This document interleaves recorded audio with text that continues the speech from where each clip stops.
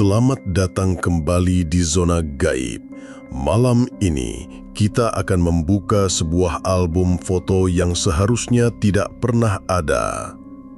Sebuah kisah dari kota Bandung tentang seorang mahasiswa yang rasa penasarannya membuka pintu bagi sesuatu yang seharusnya tetap terperangkap dalam kegelapan emulsi perak. Cerita ini dimulai dari Andi, seorang mahasiswa desain komunikasi visual yang jiwanya terpatri pada era fotografi analog. Di saat teman-temannya berlomba dengan kamera digital terbaru, Andi justru menemukan keindahan dalam proses yang lambat dan penuh ketidakpastian. Baginya, setiap roll film adalah sebuah kapsul waktu dan ruang gelap adalah rahim tempat keajaiban lahir. Hobinya ini sering membawanya ke sudut-sudut kota yang terlupakan, berburu harta karun di tumpukan barang bekas. Di sebuah pagi yang mendung, kakinya membawanya ke pasar Loak Cihapit. Di antara tumpukan radio rusak dan piringan hitam yang tergores, matanya menangkap sebuah benda yang membuat jantungnya berdebar. Sebuah kamera rangefinder Yashica Electro 35 tergeletak tak berdaya di atas lembar koran kusam. Bodinya yang terbuat dari logam hitam sudah menunjukkan bekas pemakaian. Kulit sintetisnya sedikit mengelupas di beberapa bagian. Justru kondisi itulah yang membuatnya jatuh cinta. Kamera ini punya cerita, bisiknya dalam hati. Setelah proses tawar-menawar yang singkat, kamera itu resmi menjadi miliknya. Andi membawanya pulang dengan perasaan gembira, tak sabar untuk membersihkan dan mengujinya. Saat ia membuka bagian belakang kamera untuk memeriksa mekanismenya, ia merasakan sebuah kejutan kecil. Jantungnya berdetak sedikit lebih cepat. Di dalamnya masih terpasang sebuah roll film. Indikator penunjuk jepretan menunjukkan angka 24. Artinya, roll film dengan isi 36 itu belum selesai digunakan. Seseorang di masa lalu telah mengambil 24 foto, lalu karena satu dan lain hal berhenti dan melupakan kamera ini begitu saja. Bagi Andi, ini bukan sekedar roll film bekas, ini adalah sebuah misteri, sebuah pesan dalam botol dari masa lalu. Siapa pemiliknya? Foto apa yang telah mereka ambil? Rasa penasaran seorang seniman mengalahkan segalanya. Ia dengan hati-hati mengeluarkan roll film itu, sebuah Kodak Gold 200 yang labelnya sudah sedikit pudar, dan memutuskan untuk segera mencucinya sendiri. Ia harus tahu isi dari 24 gambar yang telah tertidur puluhan tahun di dalam kegelapan itu. Malam harinya, Andi mengunci diri di kamar mandi kosnya yang sempit, yang telah ia sulap menjadi ruang gelap darurat. Hanya cahaya merah redup dari lampu pengaman yang menerangi ruangan menciptakan bayang-bayang aneh di dinding keramik. Dengan gerakan yang sudah terlatih, ia memasukkan film ke dalam tabung pengembang, menuangkan cairan kimia dengan bau yang tajam. Prosesnya hening dan meditatif, hanya suara air mengalir dan detak jantungnya sendiri yang menjadi musik latar. Ia merasa seperti seorang arkeolog yang akan mengungkap artefak kuno. Setelah proses fiksasi selesai, dengan tangan sedikit gemetar, ia mengeluarkan strip negatif yang masih basah itu. Di bawah cahaya merah, ia memegangnya. Gambar-gambar itu mulai terlihat. Potret sebuah keluarga. Senyum Andi mengembang. Ia berhasil menyelamatkan kenangan seseorang. Tak sabar, ia segera mengeringkan negatif itu dan membawanya ke scanner untuk melihat hasilnya secara digital. Foto pertama muncul di layar monitornya. Sebuah keluarga kecil, ayah, ibu, dan seorang anak perempuan berusia sekitar 7 tahun berpose di depan sebuah rumah sederhana. Mereka tersenyum bahagia. Pakaian dan model rambut mereka menunjukkan foto ini diambil sekitar akhir tahun 80-an. Kualitasnya bagus, warnanya sedikit pudar khas film kedaluarsa yang justru menambah nilai estetikanya. Di pojok kanan bawah ada sebuah noda hitam kecil, seperti betas debu atau kesalahan cuci cetak. Andi tidak terlalu memikirkannya. Ia membuka foto kedua. Keluarga yang sama kali ini sedang duduk di sofa ruang tamu. Si anak perempuan memeluk boneka. Noda hitam itu ada lagi. Kali ini posisinya sedikit bergeser, lebih ke tengah, dan bentuknya sedikit lebih besar. Tidak lagi seperti noda acak, melainkan seperti bayangan yang tidak jelas sumbernya. Andi mengerutkan kening. Mungkin ada kebocoran cahaya di kamera, pikirnya. Foto ketiga, si anak perempuan sedang meniup lilin di atas kue ulang tahun. Ayah dan ibunya bertepuk tangan di belakangnya. Senyum kebahagiaan terpancar dari wajah mereka. Tapi senyum Andi memudar. Bayangan hitam itu ada di sana lagi. Kini ia berdiri tepat di belakang sang ayah. Bentuknya lebih jelas sekarang. Sebuah siluet kurus dan tinggi, tanpa wajah, tanpa detail, hanya kegelapan pekat berbentuk manusia. Jantung Andi mulai berdebar tak nyaman. Ini bukan lagi kesalahan teknis. Ia terus membuka foto-foto berikutnya. Frame demi frame, pemandangan yang sama berulang. Keluarga itu menjalani momen-momen bahagia mereka.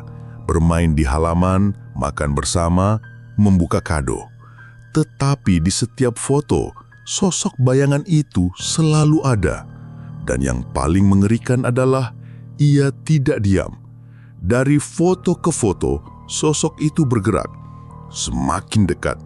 Dari yang awalnya hanya di sudut ruangan, lalu di belakang sofa, lalu berdiri di ambang pintu, hingga pada foto ke-24, foto terakhir, sosok itu berdiri tepat di samping si anak perempuan yang sedang tersenyum ke arah kamera. Tangan bayangan yang panjang dan kurus itu nyaris menyentuh bahu si anak. Andi bersandar di kursinya, nafasnya berat. Udara di kamarnya terasa dingin. Ia baru saja menyaksikan sebuah cerita tanpa suara. Sebuah album foto kebahagiaan yang secara perlahan diinvasi oleh sesuatu yang gelap dan mengerikan. Ia mengira telah menemukan kenangan sebuah keluarga, tapi ia salah. Ia telah menemukan bukti visual dari sebuah perburuan yang sunyi dan mengerikan. Dan entah kenapa, saat menatap foto terakhir itu, ia merasa sosok bayangan itu tidak lagi menatap keluarga di dalam foto. Ia merasa dari balik layar monitornya, sosok itu kini sedang menatap lurus ke arahnya. Malam itu, Andi tidak bisa tidur. Setiap kali ia memejamkan mata, bayangan hitam dari foto ke-24 itu muncul di benaknya. Berdiri kaku, dengan tangan yang hampir menyentuh bahu si anak, perasaan diawasi yang ia rasakan saat menatap layar monitor tadi terus menempel, menjadi selimut dingin yang tak terlihat. Ia mencoba menenangkan diri dengan logika. Mungkin itu hanya kerusakan emulsi film yang aneh, atau hasil dari double exposure yang tidak disengaja. Namun, jauh di lubuk hatinya, ia tahu bahwa apa yang ia lihat terlalu konsisten, terlalu bertujuan untuk menjadi sebuah kebetulan. Keesokan harinya, didorong oleh campuran rasa takut dan penasaran yang tak tertahankan, Andi memutuskan untuk melakukan sesuatu. Ia ingin mencari tahu siapa keluarga ini dan di mana foto-foto ini diambil. Titik awal pencariannya adalah kamera Yashika itu sendiri. Ia memeriksanya lagi dengan lebih teliti. Di bagian bawah kamera, terukir sebaris tulisan kecil yang nyaris pudar. Studio Abadi, Jalan Braga. Jantung Andi berdebar. Braga, salah satu jalan paling ikonik dan bersejarah di Bandung. Mungkin studio foto itu masih ada, atau setidaknya ada jejak yang tersisa. Dengan berbekal beberapa cetakan foto dari roll film misterius itu, Andi menuju Jalan Braga. Ia menyusuri jalanan yang ramai itu, melewati kafe-kafe modern dan galeri art, mencari tanda-tanda keberadaan Studio Abadi.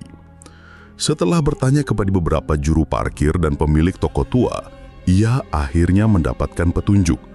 Studio Abadi memang pernah ada dan sangat terkenal di masanya.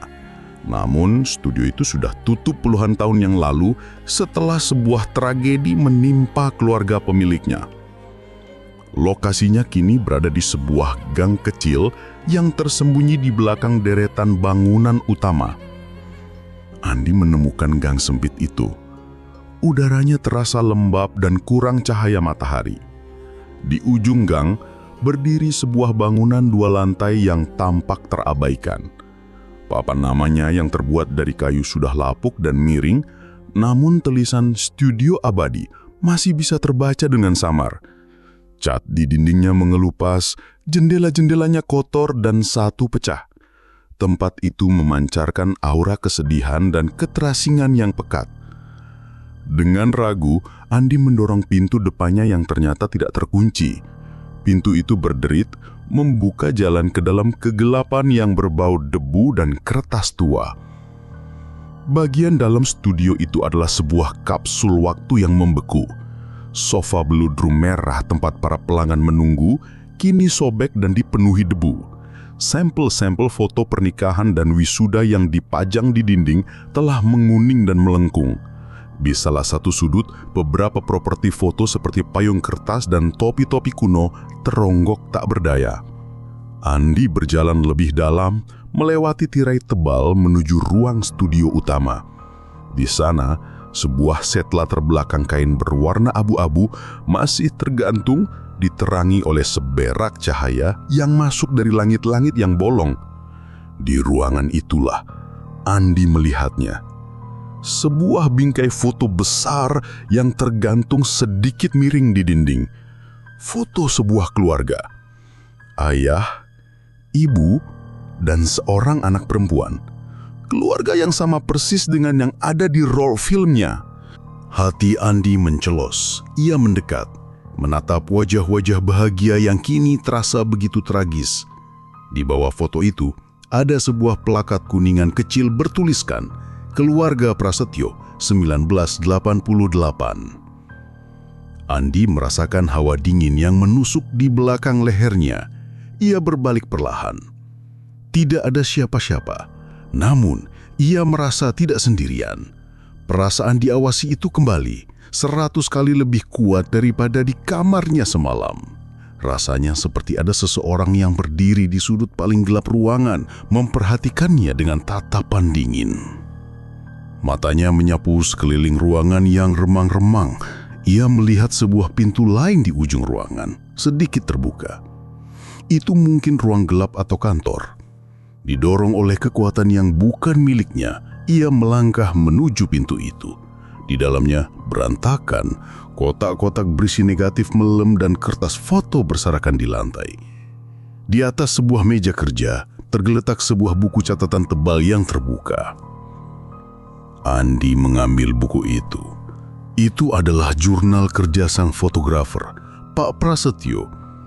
Tulisan tangannya rapi, mencatat setiap klien dan detail pekerjaan. Andi membalik halaman-halamannya hingga ke bagian akhir. Tulisan di halaman-halaman terakhir ini berubah menjadi acak-acakan dan putus asa.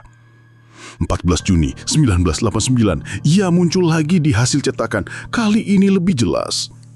Aku sudah mencoba semua jenis film, semua jenis kamera, tapi ia selalu ada. Sosok hitam itu. Ia mengikuti keluargaku. Ia ada di foto ulang tahun Rini. 21 Juni 1989. Rini mulai berbicara sendiri. Ia bilang ada teman bayangan yang selalu menemaninya. Istriku mengira itu hanya imajinasi anak-anak. Tapi aku tahu. Aku melihatnya di foto. Teman bayangan itu semakin dekat. 3 Juli 1989. Aku tidak bisa memotret lagi. Setiap kali aku melihat melalui lensa, aku bisa melihatnya. Berdiri di belakang istriku, di samping Rini. Ia tidak terlihat dengan mata telanjang, hanya melalui lensa, hanya di dalam foto. Seolah-olah ia hidup di antara dunia nyata dan dunia gambar. Ia menatapku. Iya kau, aku bisa melihatnya. Halaman terakhir hanya berisi satu kalimat yang ditulis dengan tekanan yang kuat hingga hampir merobek kertas. Ia mau keluar. Tepat saat Andi selesai membaca kalimat terakhir itu, ia mendengar suara dari belakangnya. Klik! Itu adalah suara yang sangat ia kenal, suara rana kamera yang dilepaskan. Suara itu datang dari kamera Yasika yang tergantung di lehernya. Kamera itu baru saja mengambil foto dengan sendirinya. Jari Andi tidak berada di dekat tombol rana. Dengan tangan gemetar, ia melihat ke indikator jepretan di kameranya. Angka itu telah berpindah dari 24 ke 25. Masih ada 11 gambar tersisa di dalam roll film kosong yang baru ia masukkan pagi tadi, dan ia baru saja membuang satu jepretan di dalam studio paling berhantu di kota Bandung. Jantung Andi serasa berhenti selama beberapa detik sebelum kembali memompa dengan kecepatan gila. Suara klik dari kameranya sendiri menggema di telinganya, lebih menakutkan daripada teriakan manapun.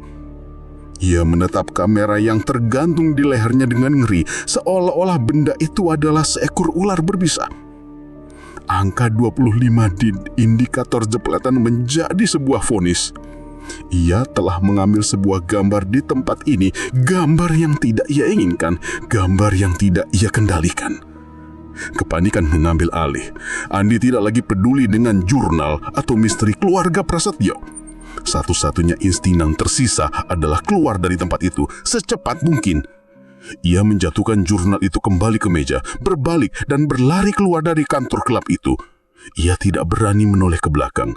Ia bisa merasakan tatapan dingin itu menusuk punggungnya, seolah-olah sesuatu yang telah lama terhidur kini telah sepenuhnya terjaga oleh kehadiran dan jepretan kameranya. Ia berlari melintasi ruang studio utama, melewati latar belakang kain abu-abu yang bergoyang pelan, seolah tersapu angin tak terlihat.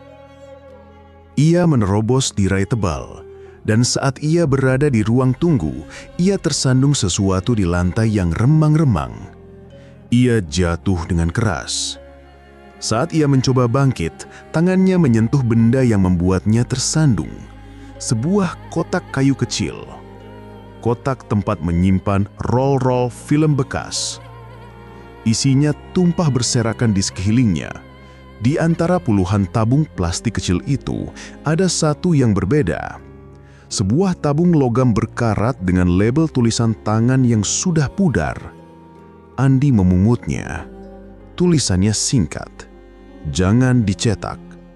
Di bawahnya, tertulis satu kata lagi dengan tinta merah yang tebal. Dia. Tanpa pikir panjang, Andi memasukkan tabung logam itu ke dalam sakunya, bangkit dan terus berlari hingga keluar dari pintu depan yang berderit. Ia tidak berhenti berlari sampai ia keluar dari gang sempit itu dan kembali ke keramaian Jalan Braga. Di sana, di bawah cahaya matahari yang terasa begitu melegakan, ia bersandar di dinding mencoba mengatur nafasnya yang tersengal-sengal. Dunia terasa normal kembali. Namun, ia tahu sesuatu yang abnormal telah menempel padanya. Sesuatu dari studio abadi kini telah ikut bersamanya. Sesampainya di kamar kos, Andi langsung mengunci pintu. Ia duduk di tepi tempat tidurnya. Kamera Yasika itu terasa begitu berat dan dingin di pangkuannya. Ia harus mencuci roll film yang ada di dalam kamera itu. Ia harus tahu gambar apa yang telah diambil secara gaib di dalam studio tadi.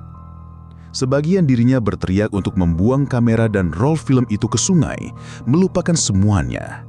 Namun sebagian lagi rasa penasaran seorang seniman yang terkutuk, membutuhkannya untuk melihat.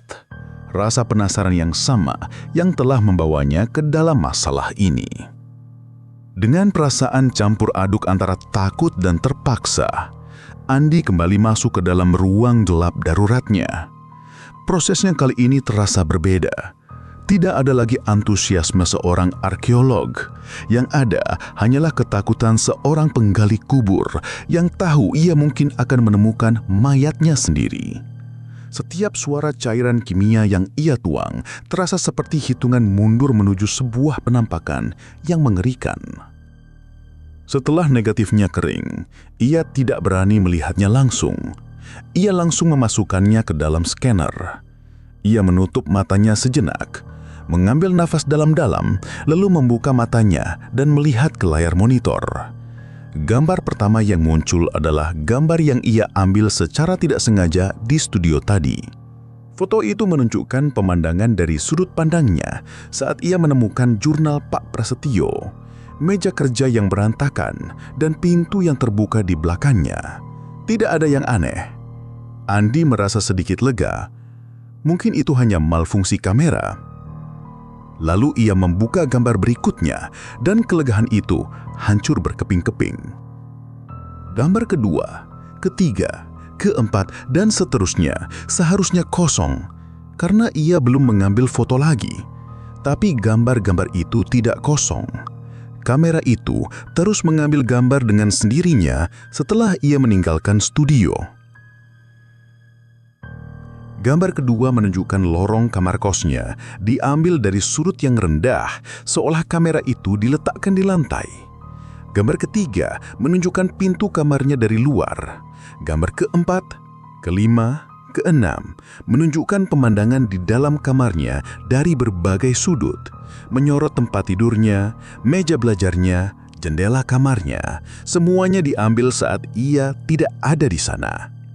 Seolah-olah seseorang atau sesuatu telah meminjam kameranya dan melakukan survei di dalam ruang pribadinya. Lalu, tibalah gambar terakhir yang terekam. Gambar ke-8. Jantung Andi serasa diremas. Itu adalah foto dirinya sendiri. Foto dirinya yang sedang tertidur di kasur, diambil dari sudut kamar tadi malam. Ia tampak lelap, tidak menyadari apapun. Dan di samping tempat tidurnya, di kegelapan yang pekat, berdiri sesosok bayangan hitam. Sosok yang sama dari foto keluarga Prasetyo. Namun kali ini, ia tidak lagi hanya sekedar siluet. Detailnya mulai terbentuk. Andi bisa melihat bentuk kepala yang lonjong tanpa wajah, tubuh yang kurus kerempeng, dan lengan yang panjangnya tidak proporsional. Salah satu tangannya yang kurus terangkat, jarinya yang seperti ranting kering menunjuk lurus ke arah Andi yang sedang tidur. Napas Andi tercekat di tenggorokan. Ini bukan lagi tentang keluarga Prasetyo. Ini bukan lagi tentang sebuah misteri di masa lalu. Sosok itu telah keluar. Ia telah mengikutinya pulang. Ia telah memasuki kamarnya. Ia telah memperhatikannya tidur. Dan kamera analog tua di pangkuannya bukanlah lagi sekadar alat. Kamera itu adalah mata bagi sang hantu. Sebuah jembatan yang menghubungkan dunianya dengan dunia Andi. Dan masih ada 28 jepretan kosong yang tersisa di dalam roll film itu, menunggu untuk diisi dengan teror-teror berikutnya. Andi membanting laptopnya hingga tertutup. Seolah dengan begitu ia bisa membuat gambar mengerikan itu lenyap. Tapi gambar itu sudah tercetak permanen di dalam otaknya. Dirinya yang sedang tidur dan sosok itu yang berdiri mengawasinya. Kamar kos yang selama ini menjadi tempat paling aman baginya, kini terasa seperti panggung pertunjukan horor di mana ia adalah satu-satunya aktor sekaligus korban.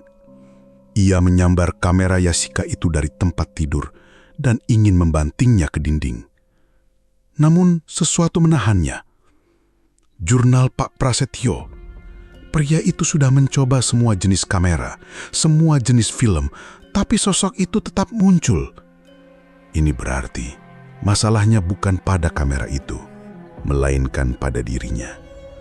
Entah bagaimana, dengan mencuci roll film pertama, ia telah menandai dirinya sendiri. Ia telah menjadi target baru bagi teman bayangan itu. Membuang kamera ini tidak akan ada gunanya. Sosok itu akan menemukan cara lain.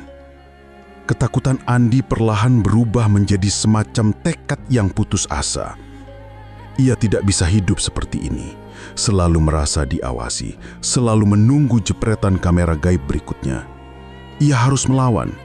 Ia harus mencari tahu apa sebenarnya sosok itu dan bagaimana cara menghentikannya. Jawabannya mungkin ada di dalam tabung logam berkarat yang ia ambil dari studio. Tabung dengan tulisan, "Jangan dicetak." Dengan tangan yang masih sedikit gemetar, ia mengeluarkan tabung itu dari sakunya. Tutupnya sangat rapat, seolah disegel oleh waktu dan ketakutan. Setelah bersusah payah, ia berhasil membukanya. Di dalamnya ada sebuah roll film yang tampak sangat tua, jauh lebih tua dari yang pertama ia temukan. Ini bukan Kodak Gold. Ini adalah roll film hitam putih. Andi tahu, ini adalah sebuah pertaruhan besar. Pak Prasetyo menulis jangan dicetak karena sebuah alasan. Mencuci film ini bisa jadi akan melepaskan sesuatu yang jauh lebih buruk. Tapi apalagi pilihannya? Hidup dalam teror atau mencari jawaban, meskipun jawaban itu bisa membunuhnya? Ia memilih yang kedua. Sekali lagi, ia masuk ke dalam ruang gelap daruratnya. Atmosfernya kini terasa begitu berat, seolah dinding-dinding kamar mandi itu sendiri menentang apa yang akan ia lakukan. Ia bekerja dengan cepat. Pikirannya kosong, hanya fokus pada gerakan tangannya. Ia tidak mau memikirkan konsekuensinya. Ia hanya butuh jawaban. Ketika strip negatif film hitam putih itu keluar dari cairan fiksasi, Andi langsung tahu bahwa ini berbeda. Gambar-gambar di dalamnya sangat padat dan gelap. Tidak seperti foto keluarga yang ceria, foto-foto ini memancarkan aura depresi dan kesedihan yang mendalam. Ia segera mengeringkan dan memindainya. Foto pertama muncul di layar. Pemandangannya adalah di dalam studio abadi, tapi jauh sebelum era keluarga Prasetyo. Mungkin sekitar tahun 60-an atau 70-an. Seorang pria kurus dengan tatapan mata kosong sedang duduk di kursi, dikelilingi oleh peralatan fotografi kuno. Kualitas fotonya kasar dan penuh grain. Foto kedua. Pria yang sama kini sedang berdiri di depan kamera tripod besar. Tangannya memegang kabel pelepas rana. Di latar belakang, di sudut ruangan yang gelap, sebuah bayangan tipis mulai terbentuk. Jauh lebih samar daripada yang ada di foto keluarga Prasetyo, tapi polanya sama. Andi terus membuka foto-foto berikutnya. Roll film ini ternyata adalah semacam autobiografi visual dari sang fotografer asli, sang pendiri studio abadi. Foto-fotonya menunjukkan obsesinya terhadap fotografi, terutama pada teknik-teknik aneh seperti double exposure, fotografi roh, dan trik-trik visual lainnya. Ia sepertinya berusaha untuk menangkap sesuatu yang tidak terlihat oleh mata biasa. Di setiap foto, bayangan itu selalu ada, selalu menjadi semakin pekat dan jelas, seolah-olah eksperimen fotografi pria itu, usahanya untuk mengintip ke dunia lain secara perlahan-lahan, telah menarik perhatian salah satu penghuninya. Lalu, Andi sampai pada foto-foto terakhir. Disinilah kengerian yang sesungguhnya dimulai. Foto-foto itu tidak lagi menunjukkan sang fotografer. Foto-foto itu menunjukkan model-model yang ia potret. Seorang wanita muda dengan gaun, seorang pria tua dengan kumis tebal, sepasang pengantin. Mereka semua tersenyum ke arah kamera, tapi di belakang mereka, sosok bayangan itu kini berdiri dengan jelas. Tangannya yang kurus diletakkan di bahu mereka. Dan yang paling mengerikan adalah, di foto berikutnya dari orang yang sama, mereka tidak lagi tersenyum. Ekspresi mereka menjadi kosong. Mata mereka kehilangan cahayanya. Seolah-olah jizna nayasila, semangat hidup mereka telah dihisap habis oleh sentuhan sosok bayangan itu. Foto terakhir di roll film itu membuat darah Andi menjadi es. Itu adalah sebuah foto self-portrait dari sang fotografer asli. Ia duduk di kursi, menatap lurus ke lensa. Wajahnya tidak lagi kosong, melainkan penuh dengan teror mutlak. Dan di belakangnya, sosok bayangan itu tidak lagi hanya berdiri. Ia membungkuk, kepalanya yang lonjong dan tanpa wajah berada tepat di samping telinga sang fotografer, seolah-olah sedang membisikkan sesuatu.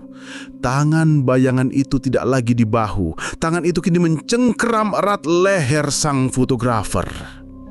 Tiba-tiba, Andi mendengar suara dari belakangnya. Klik, klik, klik. 3 kali berturut-turut, suara ranah kameranya sendiri. Ia menoleh dengan panik. Kamera Yashika itu tergeletak di tempat tidurnya, namun lensanya kini menunjuk lurus ke arahnya.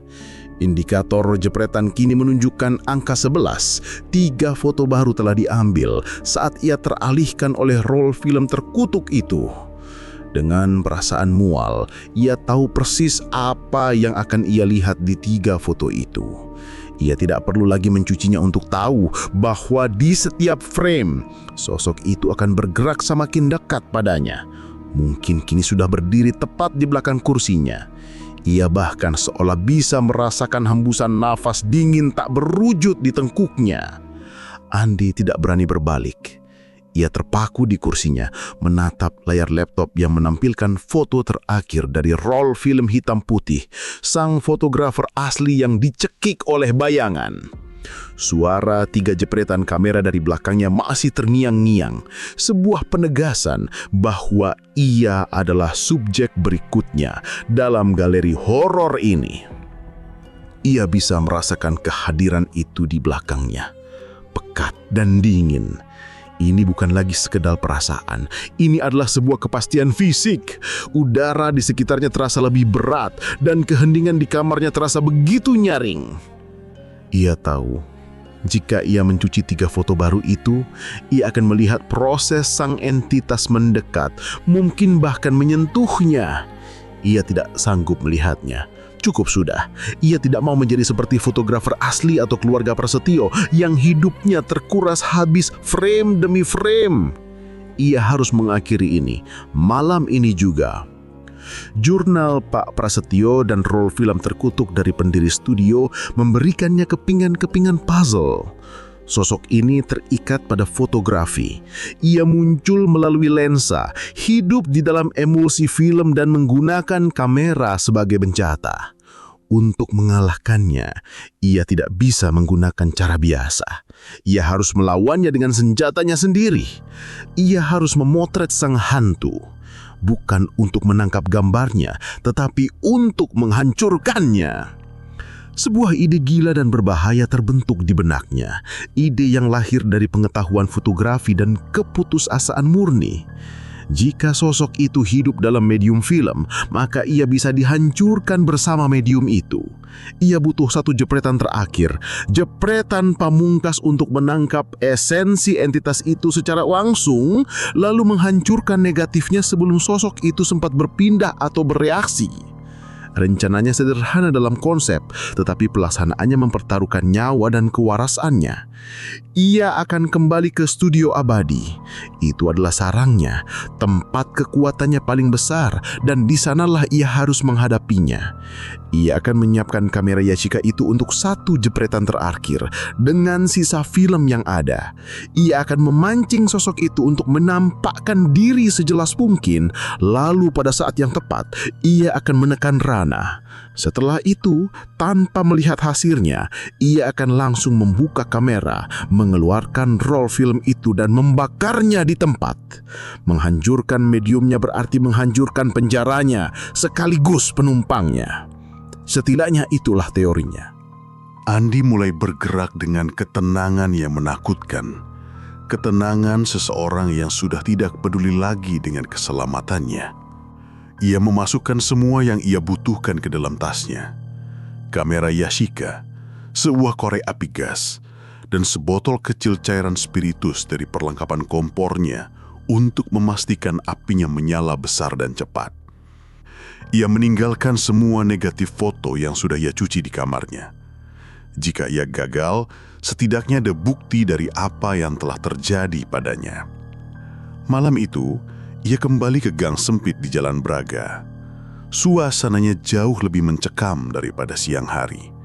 Hanya satu lampu jalan yang berkedip-kedip di ujung gang, menciptakan bayangan-bayangan yang menari seperti hantu. Pintu studio abadi masih terbuka sedikit, seolah menyambutnya pulang. Andi melangkah masuk. Udara di dalam terasa beku.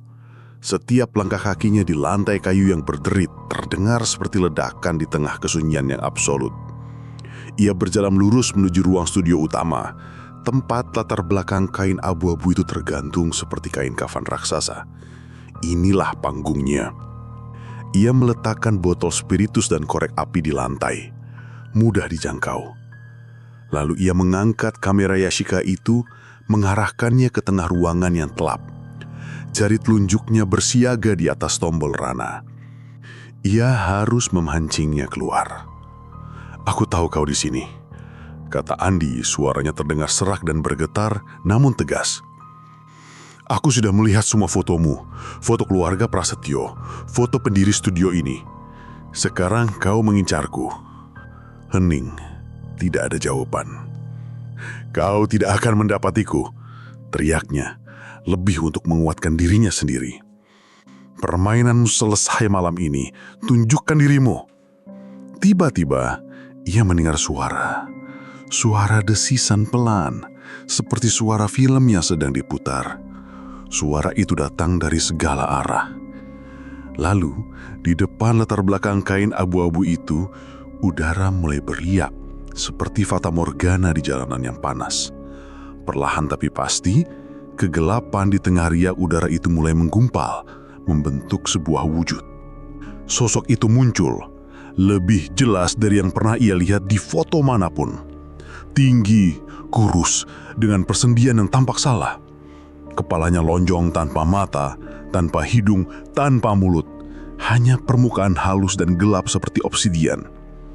Ia tidak berdiri di lantai, melainkan sedikit melayang. Seluruh tubuhnya seolah terbuat dari asap hitam pekat dan terus bergolak.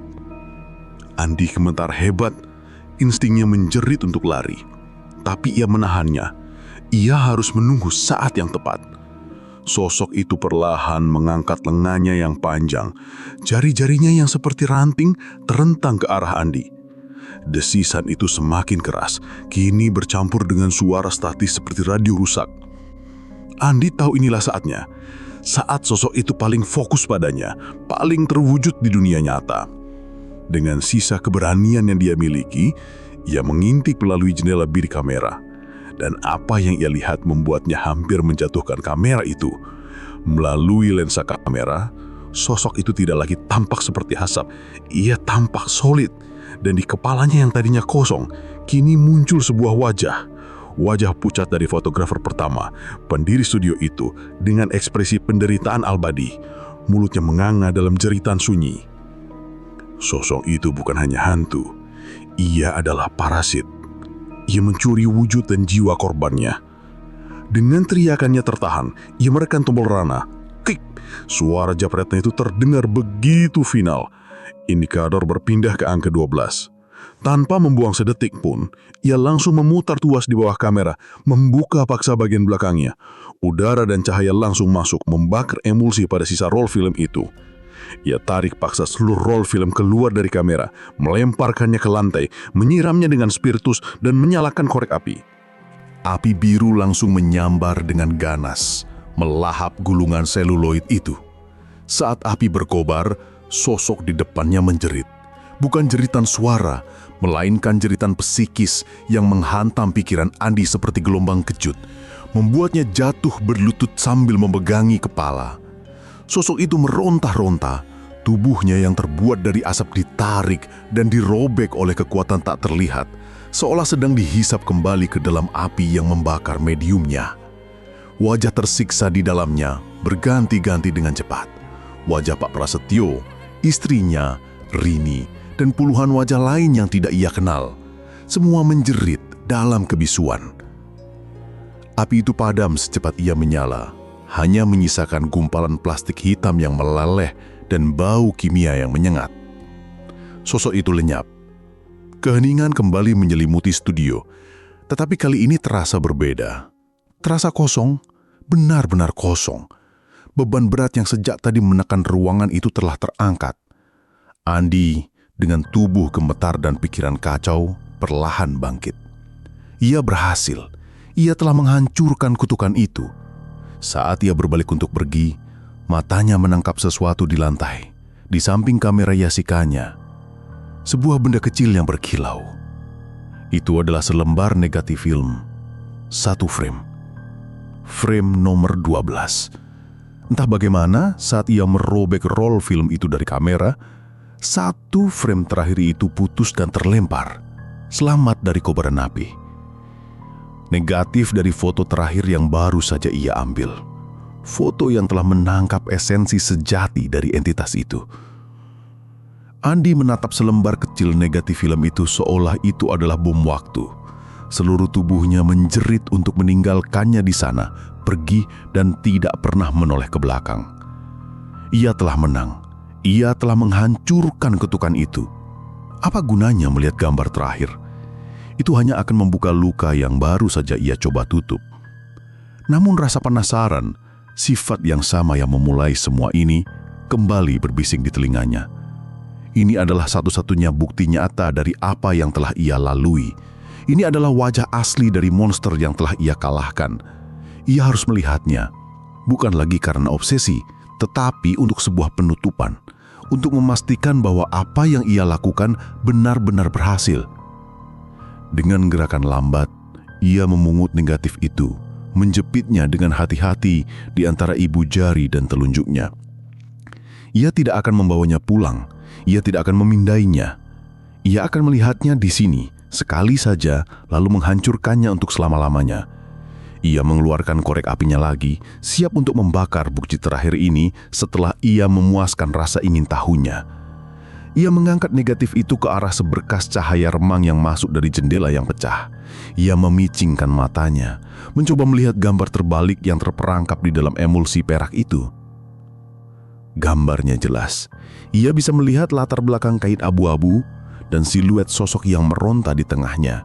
Tapi ada sesuatu yang lain. Sesuatu yang tidak ia duga sama sekali. Di dalam negatif itu, sosok bayangan itu tidak sendirian. Ada sosok lain di dalam foto itu. Sosok yang lebih kecil, berdiri di depan sang entitas bayangan. Sosok ini tampak transparan, nyaris tak terlihat, seolah terbuat dari cahaya redup. Ia mengenali sosok itu.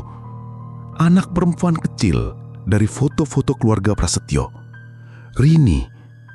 Dalam gambar beku itu, Rini tidak tampak ketakutan. Ia berdiri tegak, tangan yang terulur ke depan, seolah-olah dialah yang sedang menahan atau mengendalikan sosok bayangan di belakangnya. Ekspresinya tenang dan penuh tekad. Pikiran Andi berputar. Semua asumsinya hancur.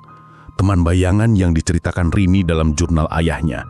Bagaimana jika itu bukan teman imajiner yang jahat? Bagaimana jika Rini dengan kepolosan dan kepekaan seorang anak benar-benar berteman dengan entitas itu? Dan ketika entitas itu mulai lepas kendali dan mengancam keluarganya, Rini lah yang mencoba melindunginya, menahannya, menjadi semacam pawang atau penjara bagi makhluk itu. Tragedi yang menimpa keluarga Prasetyo mungkin bukan karena mereka dibunuh oleh sosok bayangan. Mungkin mereka meninggal dalam sebuah kecelakaan atau karena sebab lain. Dan arwah Rini yang terikat pada studio itu tetap tinggal untuk memastikan teman bayangannya tidak menyakiti orang lain. Dialah penjaga sejati dari studio abadi itu. Jepretan kamera gaib yang dialami Andi. Mungkin itu adalah peringatan dari arwah Rini. Ia mengambil foto Andi yang sedang tidur dengan sosok bayangan di sampingnya bukan untuk menakut-nakuti, tetapi untuk menunjukkan bahaya yang sedang mengintainya. Setiap jepretan adalah upaya Rini untuk berkomunikasi, untuk memberitahu Andi bahwa ia tidak sendirian, dan bahwa ada sesuatu yang harus ia lawan. Dan pada saat terakhir tadi, ketika Andi memotret sosok bayangan itu, ia tidak hanya menangkap sang monster, ia juga menangkap sang penjaga, arwah Rini. Saat kesadaran ini menghantam Andi, ia merasakan gelombang kesedihan yang mendalam. Ia tidak hanya membakar sang monster, ia juga telah membakar sang pahlawan kecil yang selama ini berjuang sendirian dalam keheningan. Dengan menghancurkan rol film itu, ia telah memutus ikatan Rini dengan tempat ini. Mungkin membebaskannya, tetapi juga menghancurkan satu-satunya bukti dari pengorbanannya. Dengan tangan yang gemetar oleh emosi yang baru ini, Andi menatap negatif terakhir itu. Ia tidak lagi melihatnya sebagai trofi kemenangan, tetapi sebagai sebuah epitaf, sebuah nisan bagi seorang gadis kecil pemberani. Ia tidak akan membakarnya. Menyimpan ini adalah satu-satunya cara untuk menghormati pengorbanan Rini. Ia akan menyimpannya sebagai pengingat, bukan tentang teror, tetapi tentang keberanian yang tak terduga di tempat paling gelap. Ia memasukkan negatif kecil itu dengan hati-hati ke dalam dompetnya di sebuah slot tersembunyi. Lalu ia mengambil kamera Yashica Electro 35 itu dan berjalan keluar dari studio abadi untuk terakhir kalinya, meninggalkan keheningan yang kini terasa damai. Ia telah masuk sebagai seorang pemburu hantu yang ketakutan dan keluar sebagai satu-satunya orang yang tahu cerita sebenarnya dari tragedi di balik lensa. Malam itu, untuk pertama kalinya setelah sekian lama, Andi tidur dengan nyenyak.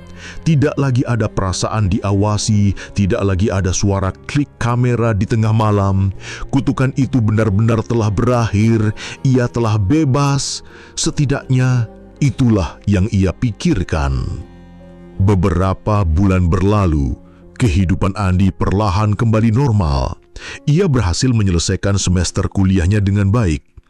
Kamera Yashica Electro 35 itu tidak pernah ia sentuh lagi. Benda itu kini terbungkus kain dan tersimpan di bagian paling belakang lemari pakaiannya. Sebuah relik dari mimpi baru yang telah usai. Negatif terakhir dari arwah Rini dan sang entitas tetap tersimpan aman di dalam dompetnya. Sebuah rahasia kecil yang hanya ia sendiri yang tahu.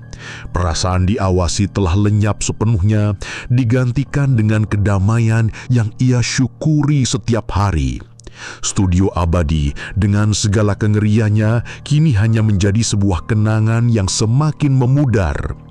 Suatu sore, untuk tugas akhir mata kuliah fotografinya, Andi memutuskan untuk mengambil beberapa foto potret.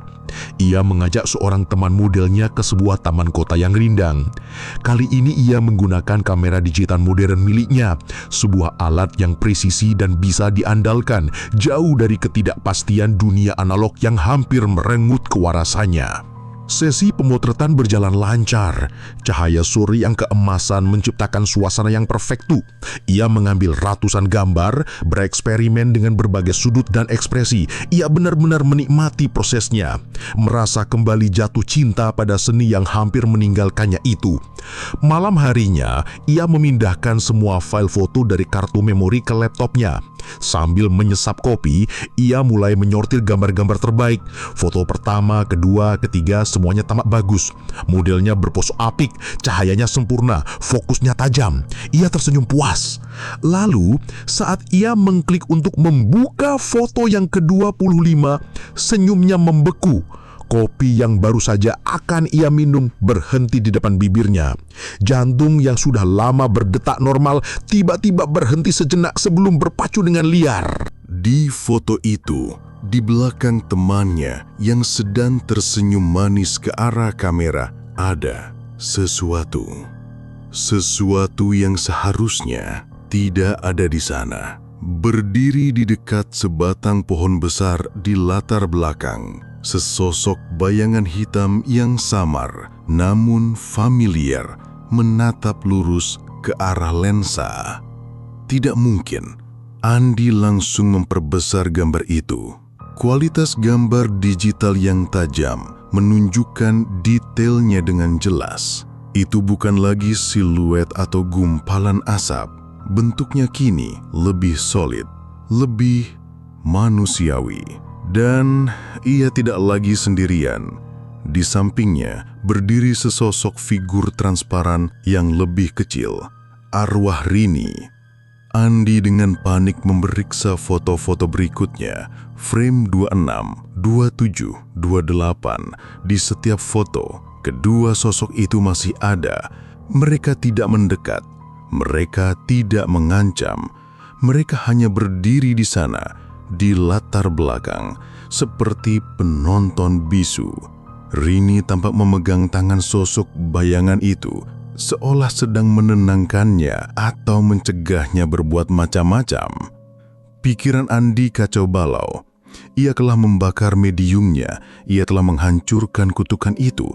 Bagaimana mungkin mereka masih bisa muncul? Lalu, sebuah kesadaran yang dingin dan mengerikan merayap masuk ke dalam benaknya. Ia tidak pernah menghancurkan kutukan itu. Ia hanya mengubah aturannya. Dengan membakar roll film asli, ia telah memutuskan ikatan entitas itu dengan studio Ababi dan kamera Yasika. Ia telah membebaskannya dari penjara fisiknya. Namun dengan menyimpan satu frame terakhir, negatif yang berisi esensi sang entitas dan arwah Rini, ia tanpa sadar telah menciptakan sebuah jangkar baru, sebuah medium baru. Entitas itu kini tidak lagi terikat pada sebuah tempat atau benda. Ia kini terikat pada Andi sendiri melalui selembar negatif yang selalu ia bawa di dompetnya. Dan arwah Rini, sang penjaga kecil yang pemberani, kini juga terikat pada Andi. Selamanya ditakdirkan menjadi sipir bagi teman bayangannya dimanapun Andi berada.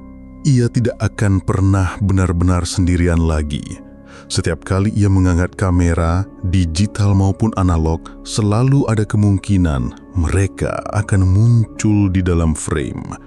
Bukan sebagai ancaman, bukan sebagai teror, tetapi sebagai pengingat konstan, pengingat dari malam mengerikan di studio Abadi, pengingat bahwa ia kini adalah penjaga dari sebuah rahasia, seorang kurator dari sebuah pameran hantu pribadi yang hanya ia bisa lihat.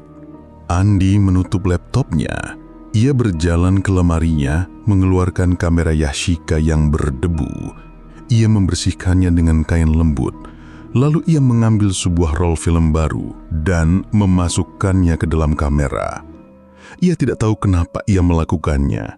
Mungkin ini adalah sebuah bentuk penerimaan. Mungkin ini caranya untuk mencoba memahami teman-teman barunya yang tak terlihat itu. Ia berjalan ke jendela dan mengarahkan kameranya ke jalanan malam yang sepi. Indikator jepretan menunjukkan angka 1. Dengan tarikan napas panjang, ia menekan tombol rana. Klik. Suara itu tidak lagi terdengar menakutkan. Suara itu kini terdengar seperti sebuah percakapan yang baru saja dimulai. Sebuah percakapan yang akan berlangsung seumur hidupnya. Terkadang ketika kita mencoba menghancurkan sebuah kutukan, kita hanya memberinya rumah yang baru. Andi kini hidup dengan bayang-bayang di belakang lensanya. Sebuah takdir yang ia pilih sendiri. Sebuah pengingat abadi bahwa beberapa cerita horor tidak berakhir dengan jeritan, tetapi dengan penerimaan yang sunyi. Terima kasih telah menemani kami di Zona Gaib. Selalu periksa kembali hasil fotomu. Kau tidak akan pernah tahu siapa lagi yang ikut berpose di dalamnya. Sampai jumpa.